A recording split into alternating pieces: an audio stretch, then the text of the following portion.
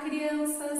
Hoje na aula de ciências nós iremos realizar as atividades da página 112 até a página 119 do módulo 12, ok? Nós iremos conversar sobre mudanças de estado físico da água e vocês irão verificar que a água pode apresentar os seguintes estados físicos: sólido, líquido, de vapor ou gasoso, ok? Então, vamos iniciar as atividades de hoje. Abram, por favor, a página 112. Para aprender. Mudanças de estado físico da água. Leia a história em quadrinhos. Observem aí, crianças. Cascão. Uai, gelo. Aí no primeiro quadrinho, o Cascão se depara com uma pedra de gelo. No segundo quadrinho, a pedra de gelo está se derretendo pelo calor do sol. No terceiro quadrinho, o Cascão olha a água vindo em sua direção e no quarto quadrinho ele sai correndo de perto dela. No quinto quadrinho, a água está evaporando. No sexto quadrinho, o Cascão está fugindo da nuvenzinha. E no sétimo quadrinho, a nuvenzinha começa a chorar. Buá, fiz de tudo e ele continua a não gostar de mim. E aí no último quadrinho tem duas nuvenzinhas conversando. Eu avisei. A pior coisa que pode acontecer a uma nuvenzinha é se apaixonar pelo Cascão. Número 1. No início da história, Cascão vê um bloco de gelo. Do que é formado o gelo? De água, né, crianças? Número 2. No momento seguinte, ocorre uma mudança. Que mudança é essa? Por que ela ocorreu? A mudança é a pedra de gelo que derreteu e a água se tornou líquida. Isso ocorre porque o gelo foi aquecido pelo calor do sol. Número 3. Por fim, nos últimos quadrinhos, ocorre mais uma transformação. Explique o que aconteceu. O calor fez a água líquida evaporar, certo? Crianças, aí na história em quadrinhos, o vapor de água está representado na forma de uma fumaça. Mas é importante que vocês saibam que a água no estado de vapor não é visível. E as nuvens são, na realidade, formadas de água no estado líquido. É o vapor de água que se condensou em minúsculas gotinhas e que ficam suspensas no ar, ok? Vamos agora para a página 113. Na história em quadrinhos da página anterior, a água é apresentada nas três formas em que é encontrada na natureza. Essas formas são chamadas estados físicos da água. São eles: estado sólido. Nesse estado, a água tem formato definido. Ou seja, independentemente de estar contida ou não em um recipiente, ela mantém sua forma. Exemplo: água em forma de neve ou gelo, encontrada em geleiras e nos picos de montanhas. Estado líquido. Nesse estado, se colocada em um recipiente, a água adquire o formato dele e pode transbordar. Exemplo: água de rios, lagos, oceanos, mares, reservatórios subterrâneos.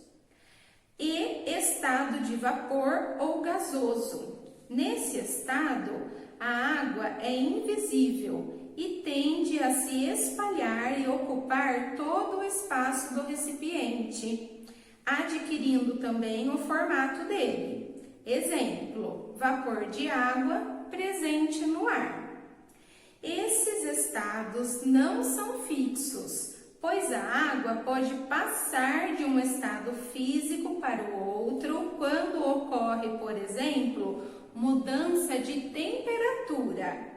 Cada mudança de estado físico recebe um nome. Observe. Vamos Vamos observar, crianças, essa representação dos estados físicos da água e suas mudanças.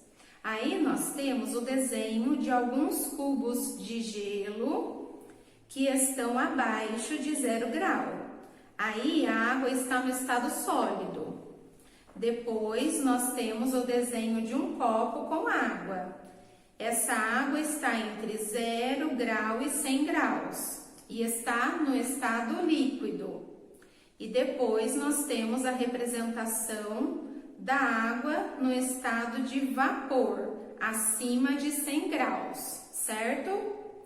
Agora nós temos as setinhas. Cada setinha tem um nome. Vamos observar então o significado delas. Fusão é a passagem da água do estado sólido para o estado líquido. E vaporização é a passagem da água do estado líquido para o estado de vapor. As duas situações ocorrem quando a água recebe calor do ambiente. Ao perder calor para o ambiente, a água pode sofrer condensação ou liquefação, que ocorre quando ela passa do estado de vapor para o estado líquido, ou solidificação, que corresponde à passagem do estado líquido para o sólido. Agora, crianças, observem esse quadro com informações do que vimos até aqui, só que de forma resumida. A água pode apresentar os seguintes estados físicos: sólido, líquido, gasoso ou de vapor. A água pode mudar seu estado físico de acordo com a alteração de sua temperatura. Fusão, passagem do estado sólido para o líquido. Vaporização, passagem do estado líquido para o de vapor. Condensação, passagem do estado de vapor para o líquido. E solidificação, passagem do estado líquido para o sólido. Vamos agora para a página 114. Aí na página 114 e na página 115, crianças, nós temos uma imagem com um esquema simplificado do ciclo da água. Essa imagem é a mesma do quebra-cabeça que vocês montaram na semana passada, lembram? Vamos lá então, acompanhe a leitura com a professora. Na natureza, a água sofre mudanças de estado físico constantemente. O conjunto dessas mudanças é chamado ciclo da água. O ciclo da água na natureza é fundamental para a manutenção da vida no planeta Terra, principalmente porque afeta o nível de rios, lagos, mares e oceanos, dos quais depende a sobrevivência de todos os seres vivos. Acredita-se que a quantidade de água de nosso planeta atualmente seja praticamente a mesma de quando ela surgiu na Terra. Isso porque, em seu ciclo, a água se apresenta de forma contínua no ambiente, ora em um estado, ora em outro. Portanto, a quantidade de água existente no planeta não aumenta nem diminui. Observe nesta página e na anterior um esquema simplificado do ciclo da água. Vamos observar então, crianças, todas as mudanças de estado físico da água nesse esquema. A vaporização, a condensação, a solidificação e a fusão. Número 1. Ao ser aquecida pelo calor do sol, a água da superfície do mar, dos rios e do solo torna-se vapor de água. Número 2. O vapor de água que se acumula na atmosfera atinge camadas mais altas e se resfria. Com o resfriamento, o vapor se transforma em gotículas que vão formar as nuvens. Número 3. Quando a atmosfera fica cheia de gotículas de água e a temperatura do ambiente diminui, a água das nuvens cai na forma de chuva. Número 4. Parte da água que se infiltra no solo é absorvida pelas plantas. Depois de utilizar essa água, as plantas a devolvem para a atmosfera por meio da transpiração.